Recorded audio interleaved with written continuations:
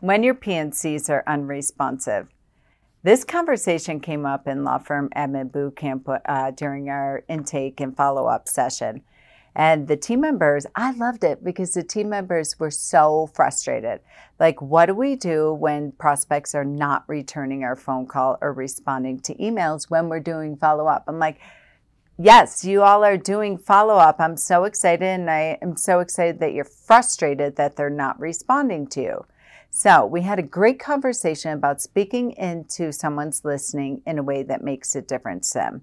Now, we're not going to customize the entire follow-up process. However, when we were talking about this, we just did a big Facebook to workshop campaign, what have you. I'm a firm believer, as you all know, the phone will make you rich. I'm a firm believer picking up the phone and doing follow-up calls. But I'm like, guys, okay, we're making follow-up calls.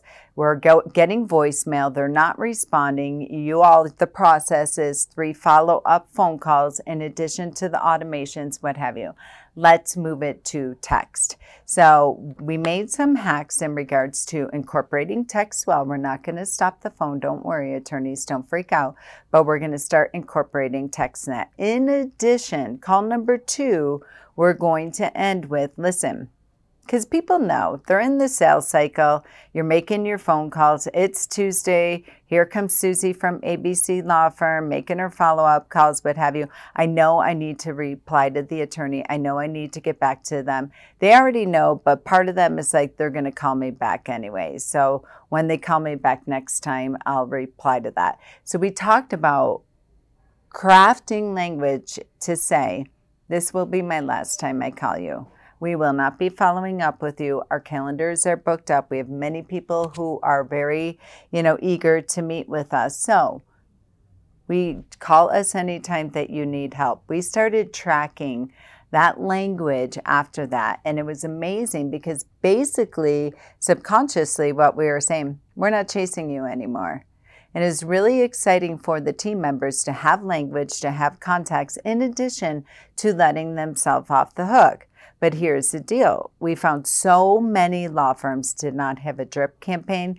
They did not have a nurture campaign to follow up with that because they're not responding, it's not a no.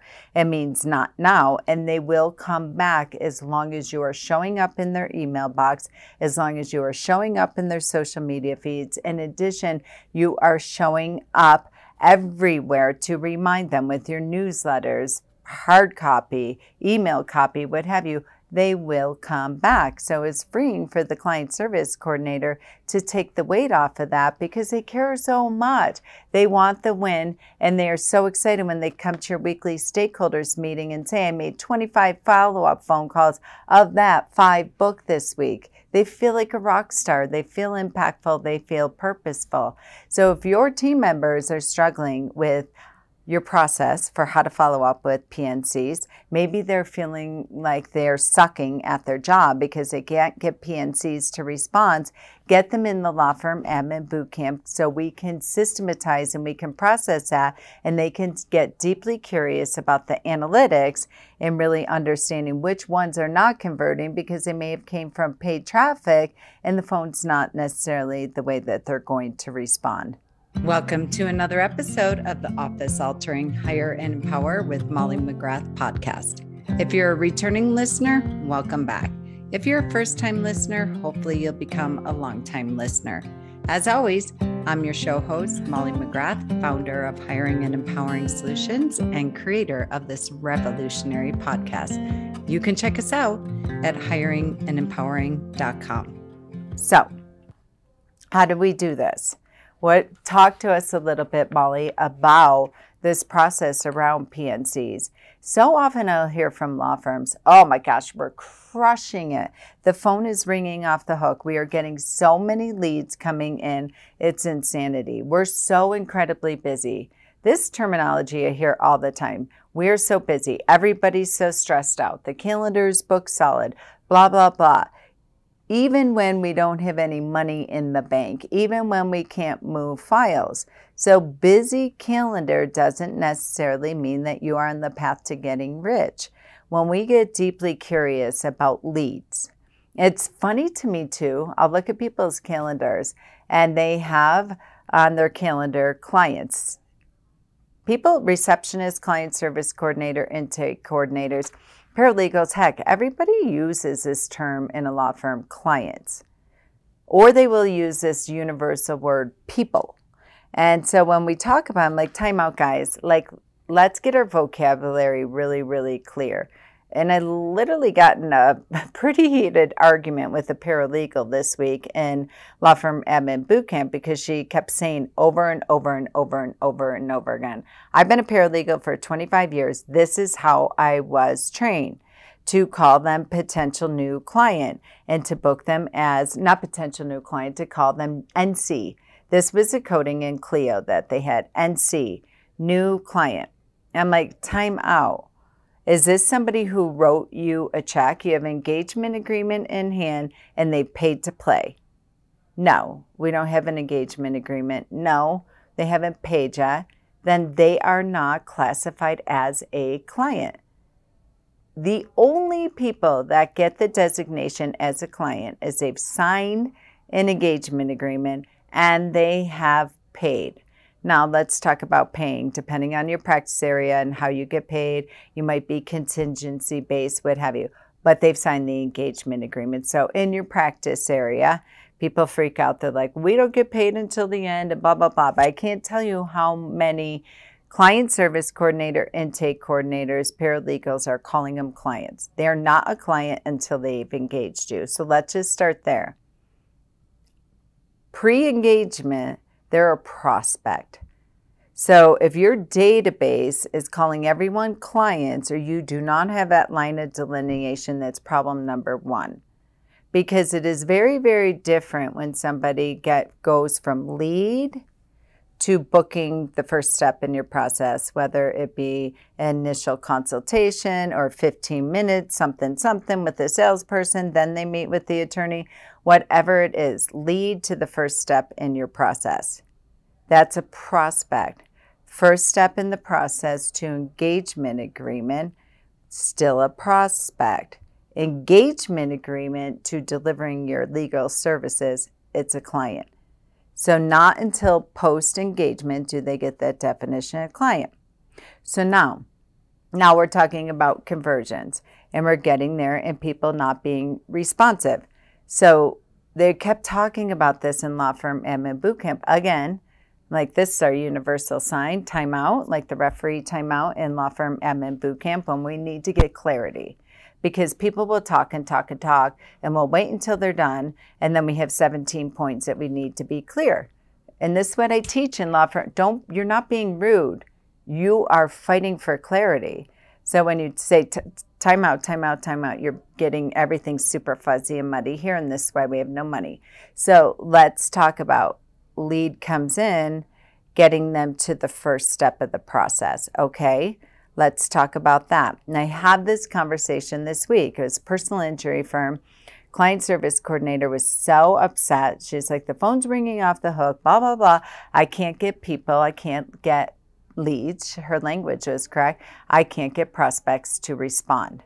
I'm like, all right, let's talk about this. Their process is lead comes in, they meet with the intake specialist, and then from there, probably 15, 20-minute consultation. She gets all the information, etc. And she's like, they're furious that they can't meet with the attorney. I'm like, well, what step in the process is it meeting with the attorney? You know, we went through everything in their step of their process, you know, getting police reports, then getting them the medical care that they need, then going through, you know, the medical records and what have you. It was like step 6 before they meet with the attorney. But they're so upset having this consultation, meeting with the intake specialist. Then she sends them an engagement agreement and an intake form, which literally this intake form, like, wait, time out. Because again, her frustration was that she couldn't get prospects to respond. I'm like, that's not accurate. The prospects are responding. They're picking up the phone when you talk to them. What you can't get them to do is their homework. So from when you follow up with them, it's from that time of sending them the engagement agreement and the intake form. And so when we started, it was that time because it was overwhelming for them. They still didn't get what they need. And all they knew was they were getting an engagement agreement link, which, by the way, it was 4 pages long, so way too overwhelming. And then the intake form, when they got that, it was literally like, we need driver's license, social security, and proof of car insurance. This is, car accident law firm. And we're talking about them, like, why wouldn't you just get that information from them? Let's talk about your intake process. So it really isn't that leads don't want to follow up. Are they qualified? Well, yeah, they're qualified. Okay, great. So now they're qualified. You're doing a 15 to 20-minute phone call with them. What are you talking to them about? So we need to sharpen that up. You need to facilitate the conversation. All they need to know is you're in the right place. Yes, we can help you. Yes, we are absolutely the best at what we want. You want to talk to an attorney. Let me walk you through our process. What she kept saying to him, well, our process is you meet with the case manager first. That is infuriating. I'm calling a law firm. You're sending me engagement agreement, which, by the way, you're not even asking for money up front. She was missing that part of it. So she was saying, well, that's not our process. That's not our process. They were asking for an attorney. I'm like, give them what they want. This is not a conversation that prospects are not responding or that they're garbage leads. No, we need to tighten up your intake process. Give them what they need. At what point of the process do they typically need to meet with the attorney? Around week 3 or 4. By the time the case manager does everything, we get them into their healing and into their care and police reports and medical records. And okay, great. Give them what they want, which is amazing because by the time week 3 or 4 rolls around, the attorney's booked solid. Now the attorney's stressed out. So give them what they want. Great. Let's go ahead, schedule your appointment with the attorney. That's going to be today's, January 1st, whatever. We're going to schedule that about 4 weeks out, or maybe you don't even say that. You say, great, it'll be around February. How's February 1st at 2 p.m. work for you for your 30-minute call with the attorney? Great. Now let's talk about what's going to happen. We're going to be really busy up until that point. Here's what we're going to do. Here's what I need from you. I'm going to get your driver's license, simply your driver's license, your social security card, and copy of your insurance is all that I need here. Then I'm going to send you the engagement agreement. We do not ask for a retainer up front. We're 100% contingency-based law firm. So let me just, right now, would it be better if I emailed you or text this to you right now? What works for you? Great. They're standing on the side of the road or they're in trauma and they're stressed out and there's many. So give them what they want and make the process easier. So when we started walking through this, I'm like, now your phone call is really going to be about 10 to 15 minutes long versus 20 minutes where you're rambling and all you keep telling them is that's not our process and they're getting pissed off and they're getting upset. And sure, many of them are hanging up. She goes, yeah, a lot of them are hanging up. Yeah, because you're not helping them. You're not giving them what they want. They're calling a law firm. So give them what they want and manage the process. And then now you have no follow-up. You're already scheduling everything with the case manager. You're getting everything what you need for the intake. You're getting the engagement agreement right there on the phone. And their whole project, their whole case is project managed out. And you've told them the beginning, the middle, the end, what to expect from us, what we expect from you, and it's all laid out there. That's what they want. They want to know, we got you, we're the perfect firm, and this is exactly what's going to happen at each step of the process. And this is going to distinguish you in the law firm. So I say, okay, here's our homework. I want you to start tracking every single solitary phone call that comes in.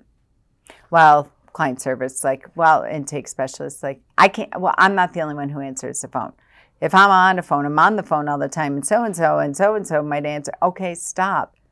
Then everybody start tracking all the calls and get really clear of how you're entering them into Clio. And then in the daily huddle, we are going to dissect very, very quickly every single phone call that came in there and what happened with it.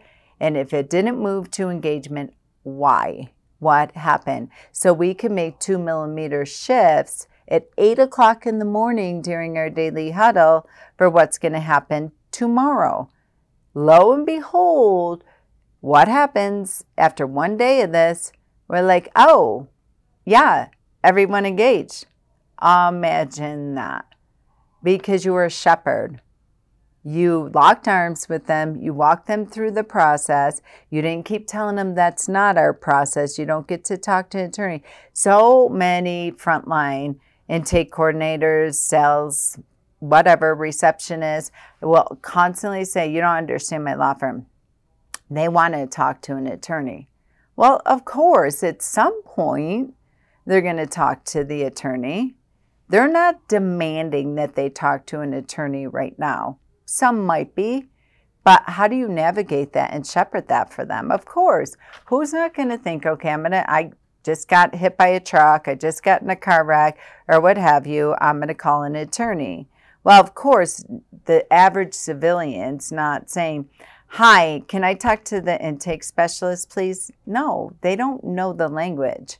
And so support them with them and navigate them through the process and communicate and educate them at what point each part gets introduced.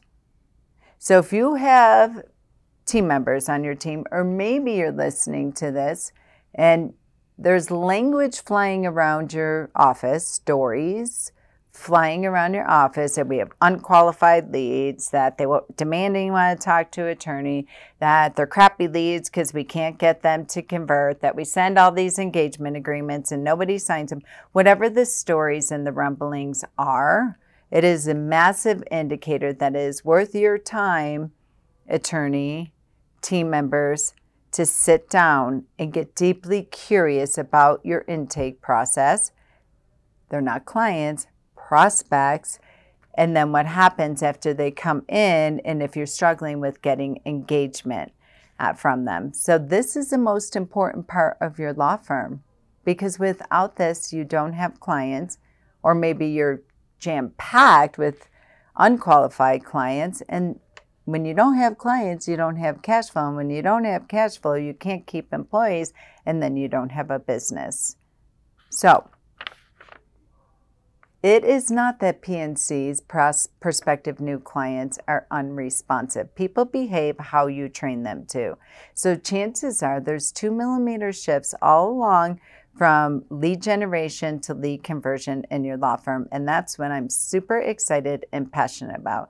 So give me your team, send them to the Law Firm Admin Bootcamp. Let us fix this for you and come to you and present a solution. You don't have to fix this, attorney. Give me your team. I don't care if they're VAs, if they're in the Philippines, if they're from Get Staffed Up or where they're from. We have many people from all of those different agencies that are in our program. That's not an excuse. Take it off your plate and let us get deeply curious about that and let them be empowered, and then come to you and see your conversions increase and, dare I say, soar. All right. Until next time, attorneys, your job is to create legal leaders because you are showing up like a legal leader. We've reached the end of yet another episode of the Hire and Empower with Molly McGrath podcast, where dream teams of entrepreneurs in an entrepreneur's world really do come true. Listen, whether you're a business owner, employee, executive, or hiring manager, we fully understand hiring, onboarding, and leadership is expensive, exhausting, often overwhelming, and absolutely time-consuming for the already taxed professional. Well, we have your back on all fronts. For 25 years and counting, we have transformed over 4,000 law firm teams into the most efficient, resourceful, and profitable asset of your business. Check out our Smart Hire solution, our employee leadership program, and the 66-day law firm turnaround at hiringandempowering.com.